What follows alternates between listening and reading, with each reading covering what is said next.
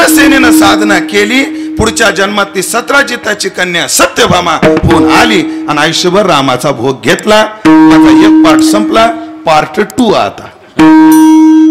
अशीच एक रावणाची बहीण, चंद्रसेना राक्षसी आणि शूर्पणखा राक्षसी. तिला सुद्धा राम दिसला. जसा चंद्रसेनेला रामाचा मोह झाला तसं शूर्पणखेला सुद्धा रामाचा मोह झाला. म्हणले बाई पाहिजे म्हणली, जाऊ म्हणली, पण म्हणली अशा रूपानं तो भाळायचा नाही. म्हणली आधी मेकअप करू. 1,500 रुपये आलेले होतेच. ब्युटी पार्लर मध्ये गेली. मी धाडसानं बोलतोय, नगद नारायण महाराजाला स्मरून सांगतो, जेवढ्या ब्युटी पार्लर वाले आहेत ना तेवढ्या नरकात जाणार आहे.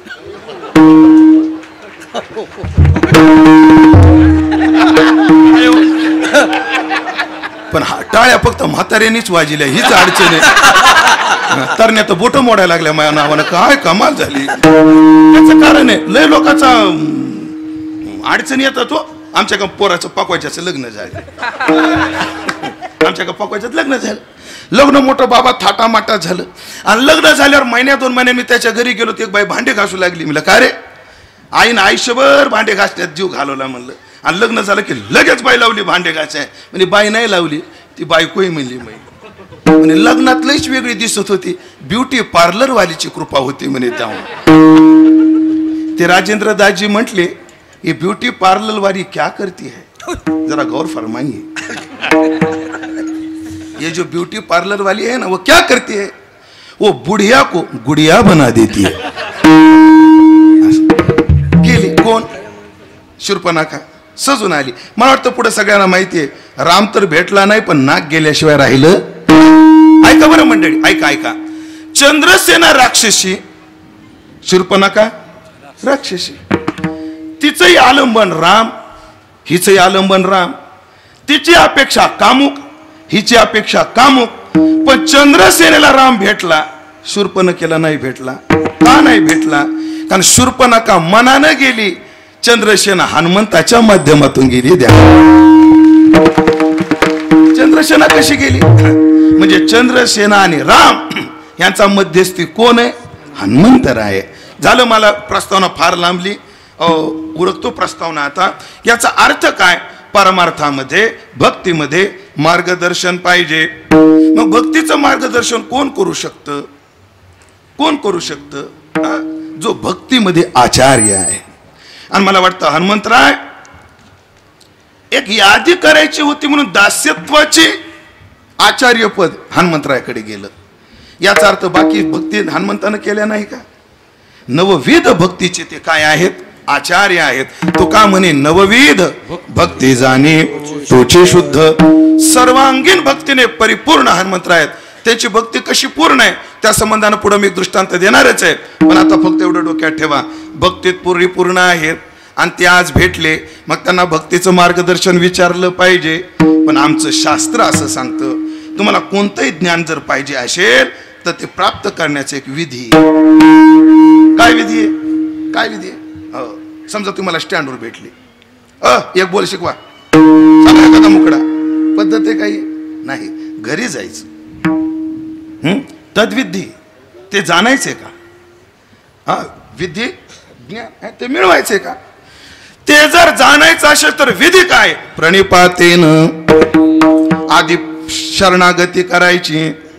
गीतेमध्ये दुसरा शब्द आहे परिप्रश्नेन आणि मग सेवया.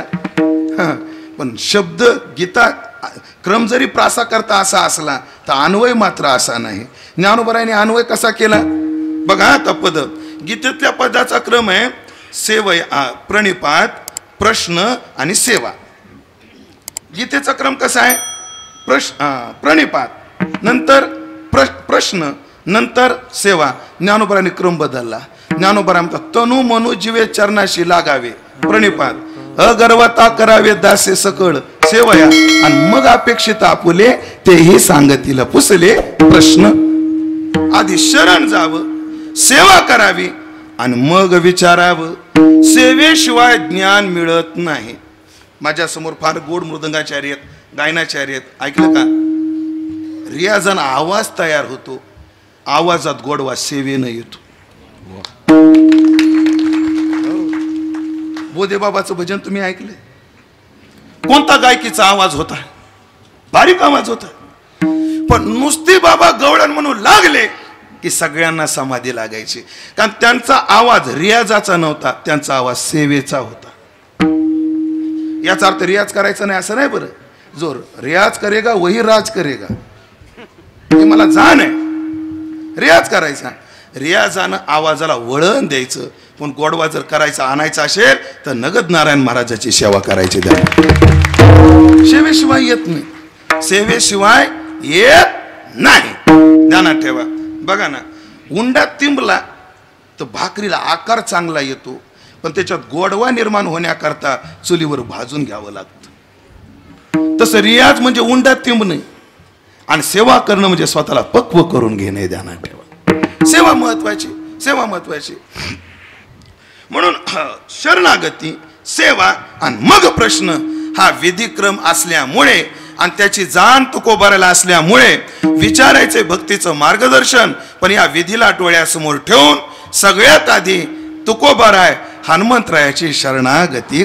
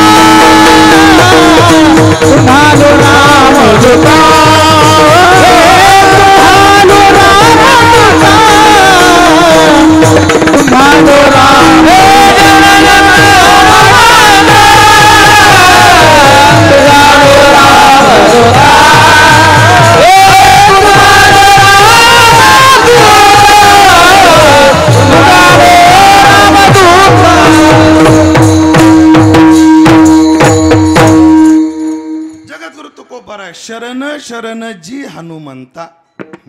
अन्वयामध्ये संबोधन आधी घ्यावं लागतं. अन्वयात तिथं संबोधन जी आहे, जी. जी रे जी रे जी नाही तर जी. संबोधन काय? जी. आणि जी शब्दाचा अर्थ काय? महाराज. ओम नमो जी आद्या वेद प्रतिपाद्या, ते जी आहे, जी. हो. जी शब्दाचा अर्थ मोठे, उत्कर्ष संपन्न, महत्व भावा, महिमा. अशा महिमेनं युक्त असलेले जे. ओ महाराज तुम्हाला मी शरण आहे. हनुमंतराला महाराज का म्हटलं? खरं बोलू का, तेच महाराज म्हणण्याच्या योग्यतेचे का बरं? महाराज कोणाला म्हणतात? राजाला राजा. आणि त्याला महा हे काय विशेषण म्हणून, त्याचं का उपसर्ग नाही म्हणता यायचं? राजाला महा उपसर्ग नाही म्हणता यायचं, विशेषण म्हणता येईल, है ना? प्राचुर्य दाखवण्याकरता, मोठेपण दाखवण्याकरता. राजातले मोठे तुम्ही महाराज आहात. राजा राजा म्हणजे काय? महाराज महाराज म्हणजे काय? हो. ज्यानं विजय मिळवलाय. ज्यानं काय मिळवलाय? विजय मिळवलाय. कशावर? ग्रामपंचायत बिनविरोध. तो विजय नाही. तुम्हाला जरा जास्तच पटलेलं दिसत. चला तुम्हाला का व्हायना पण पटले. महाराज हनुमंतरायानं काय काय जिंकलं ऐका मंडळी. हनुमंतरायानं संपत्तीवर विजय मिळवला, हनुमंतरायाने सत्तेवर विजय मिळवला आणि हनुमंतरायाने विकारावर विजय मिळवला. म्हणून ते महाराज आहेत. विकारावर कसं, जेव्हा हनुमंतराय सीतेचा शोध घ्यायला लंकेत गेले, रात्रीच्या वेळी गेले आणि पाहू लागले तर सगळ्यात आधी सीता राणी आहे. मग राणी महालात भेटेल असं वाटलं म्हणून रावणाचे महाल पाहिले. तर रावणाला किती बायका होत्या? 80,000. 80 सहस्र जया सुंदर कामिनी, डांबरे मेन कपड नाही, सुंदर माझी मुख राणी मंदोदरी. तुकोबाराणी सुंदर बाया. आणि मग त्या झोपल्या होत्या. आता त्या राक्षसनी दारू पिऊन पडल्या होत्या म्हणे. राक्षसनी दारू पितात राक्षस हे ना.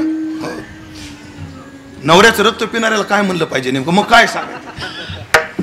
राक्षस दारू पण मध्य अवस्थेत आणि बेधुंद झोपीमध्ये पडलेल्या, त्यांचे वस्त्र इकडं तिकडं झालेले.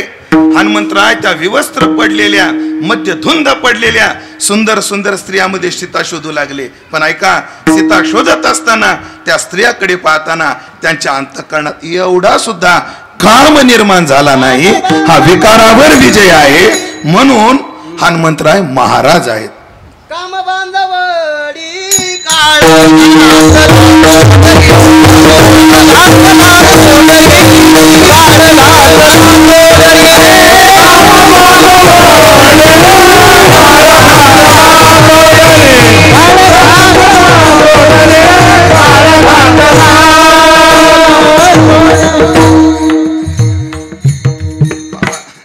कीर्तनाला कधी कधी 7 भेटते नाही तर बऱ्याच ठिकाणी 7.5 असते.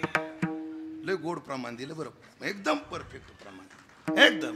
नाही तर काय काय फक्त शब्दच पकडतात. सहज मी एकदा म्हटलो मला परमार्थात येण्याची कुवत नव्हती, पण माझ्या आजीची कृपा. एकाने प्रमाण दिलं, आजीचे हे मज तुम्ही कृपा द्या.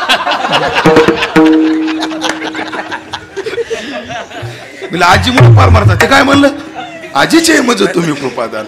लय अवघड आहे. काम बांधवडी कामावर विजय मिळवला.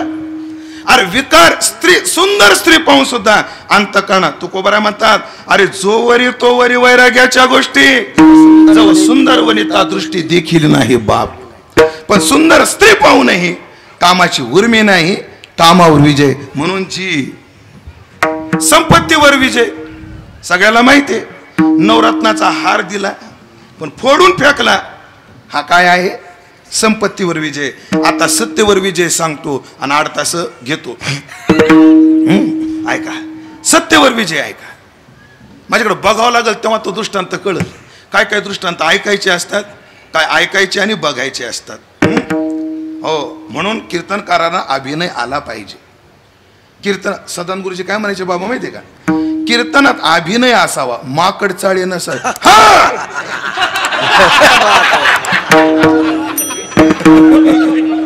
कीर्तनात काय पाहिजे? अभिनय. मग तुम्ही काय केले? असं नसावं हे सांगण्याकरता केले. माझ्याकडे बघू नका. आता युट्यूबला एवढीच क्लिप काढीन असं अभिनय. काय झालं? राम दरबार भरला. दक्षिणे लक्ष्मणो यस्य, वामे तो जनकात्मजा, पुरतो मारुतिर्यस्य. डाव्या हाताला सीता आहे, उजव्या हाताला लक्ष्मण आहे आणि पुढे हनुमंतराय आहेत. सगळे दरबारातले रामाकडे पाहत आहेत. मी म्हणलं बघावं लागलं माझ्याकडे. सगळे दरबारातले लोक कोणाकडे पाहत आहेत? रामाकडे. सगळ्याची नजर रामावर, पण रामाची नजर हनुमंतावर आणि हनुमंताची नजर देवाच्या पायावर. लय गोड भाव आहे याच्यात. सगळ्याची नजर रामावर, रामाच्या तोंडाकडं. देवाची नजर हनुमंताकडं आणि हनुमंताची नजर पायाकडं. याचा अर्थ काय? ज्याला वाटतं ना देवाचं लक्ष आपल्याकडे गेलं पाहिजे, त्यानं देवाच्या तोंडाकडं नाही पायाकडं पाहिलं पाहिजे. म्हणजे महाराज तोंडाकडं पाहणं आणि पायाकडे पाहणं याच्यात फरक आहे. लय फरक आहे. सांगू फरक? माणूस जेव्हा जेवायला बसतो, दारात कुत्रा येतो, तेव्हा कुत्र पायाकडं पाहतं का तोंडाकडं पाहतं? तुमच्याकडे कुत्र्यांची काय आपलं कुत्र कुठं पाहत? तोंडाकडे पाहतं. आणि तोंडाकडे पाहणे हा वाक्प्रचारही होऊ शकतो तुकोबराच्या का प्रमाणावरून. तोंडाकडे का पाहतं? मागण्याची आस. पाहे पायाकडे का मुखाकडे? पाठ काय? मुखाकडे. मुखाकडे का पाहे? मागण्याची आस. मागण्याची आस ज्याला आहे ते तोंडाकडे पाहतं, आणि ज्याला मागण्याची आस नाही ते पायाकडे पाहतं. पायाकडे पाहतं. म्हणून हनुमंतराय तोंडाकडे नाही पाहत, सगळे तोंडाकडे पाहतात. हनुमंतराय पायाकडे पाहतात. सगळ्याला वाटतं देवानं आमच्याकडे पाहू, पण देव पाहत नाही. काय करावं आता त्याला? सीतेनं सांगितलं, होय दरबारात एकटंच असतं का? बाकीचे काय भजे खायला आलेले आहेत तेत काय? जवाना तवा तुम्हाला त्योच दिसतो, त्योच दिसतो. आम्ही ना काय बाजारात दरबारात बसलेले असत, तर बघा जाणं आमच्याकडं. अगं सीते तसं नाही ग. हनुमंताचं ऋण आहे म्हणले माझ्यावर, आणि ज्याचं ऋण असतं ते नजरेतून कधीच जात नाही. याला उदाहरण, याला भाऊ तुमचं नाव काय? कानोबा. भाऊच म्हणतो 2 मिनिटं. हा कानोबा भाऊ, तुम्हाला गेल्या वर्षी अडचण आली होती का नाही?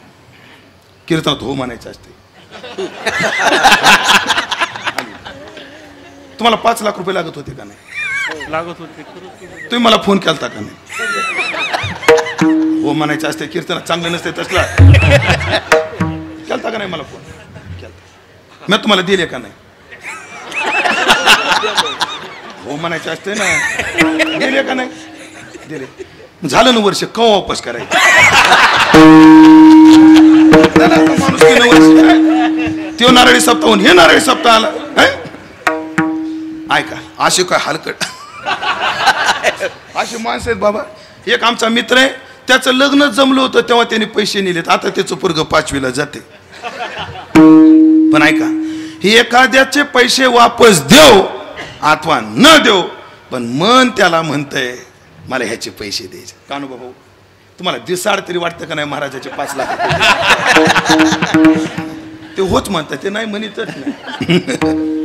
असं ज्याचं अगं सीते हनुमंताचं ऋणच एवढं आहे, माझ्या चित्तातला जात नाही ग. तो का म्हणे चित्ता आणि वाटे न व्हावा परता. काय नाही म्हणले, उद्या हिशोब करा, त्याचा काय हिशोब असेल ते देऊन टाका. कमी पडले तर मला सांगा, मी पप्पाला सांगते फोन पे वर पाठवते. लय गुरु कधी कधी स्त्रियांना असते. लीला आहे आईसाहेबाची पण. दुसऱ्या दिवशी दरबारात गेले, सगळ्याची नजर रामाकडं, रामाची नजर हनुमंताकडं, आणि हनुमंताची नजर देवाच्या पायाकडं. हा सीतेनं खुणवलं.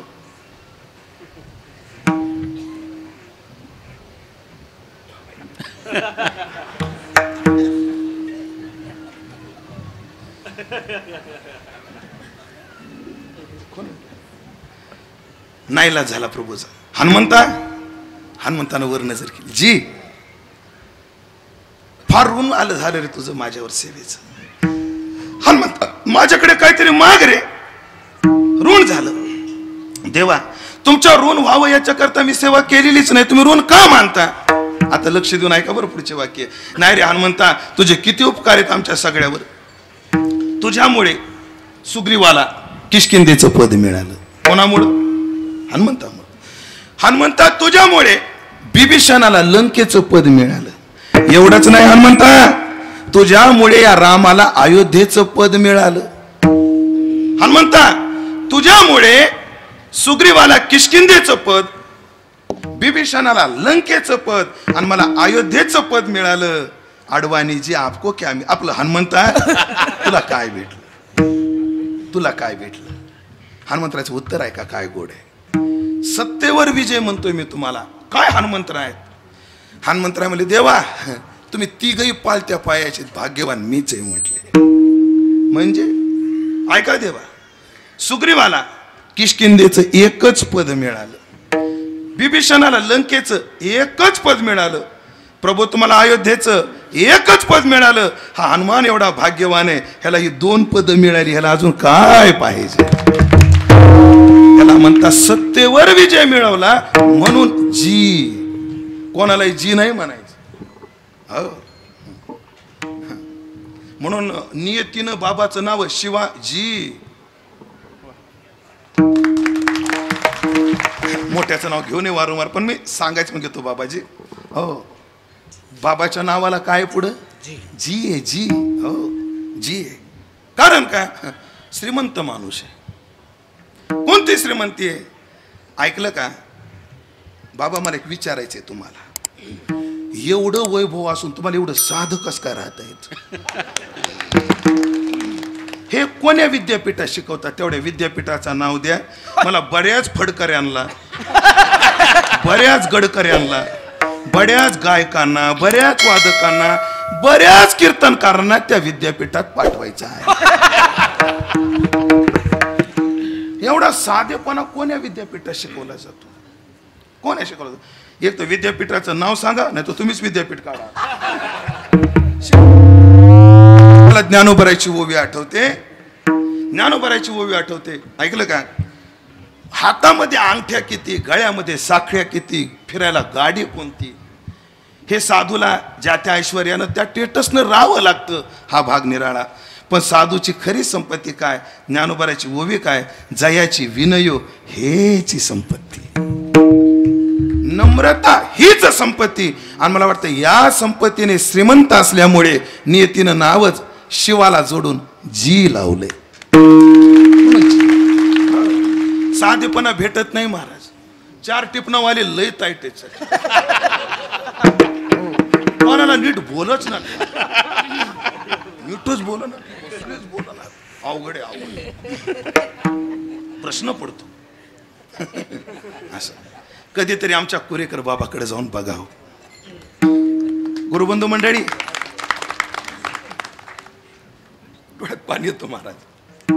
डोळ्यात काय येतं? पाणी येतं. मी जेव्हा संस्थेत होतो ना महाराज, तेव्हा बाबा मला म्हणायचे, दशरथ हे कधी आला असता? गोड वाटायचं. पण आता गेलं की ते दशरथ म्हणत नाहीत मला, महाराज कधी आले? टोचत होते. विठाला किती लहान विद्यार्थी जाऊ द्या, कसलाही विद्यार्थी जाऊ द्या, त्याला काय आदरानंच बोलतात. आणि काय काय फुगीर महाराज, कोणाला आवाज बोलायचं माहितच नाही. का रे असा वाजवतो? आमची हिंमत नाही, असं कोणालाही बोलतात. बरं काय काय जाऊ द्या ना. रामकृष्ण हरी. जयाची विनोय हेची संपत्ती. बस. फळलीप केळ, आणि नियमच आहे महाराज. केळीचं झाड असतं ना, असं ताट असतं, झुकेगा नाही साला म्हणतो. केळीचं झाड लय ताट असतं, लय ताट असतं. पण ते वागतं कधी? एक शब्द आहे, मला शब्द वापरावा वाटत ना. कधी कधी केळी, याला बटन आहे का बंद करायचं? नाही, फिरवावं लागतं ते. ह्याला बोलून फिरावं लागते ह्याला. कधी कधी ती केळी आहे ना, अलीकडे फिरवा.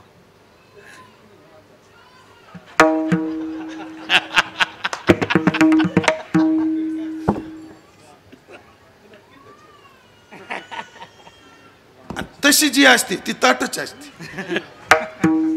पण जिला फळ येतं, थोडंसं कमळ आलं की ती अशी होते. त्या कमळाची घडं झाली अशी होते. आणि जेव्हा पूर्ण पिकते, पूर्ण वाकते. केळी वाकली का फळ आलं म्हणून, आणि केळी ताट का वांज आहे म्हणून. विठाला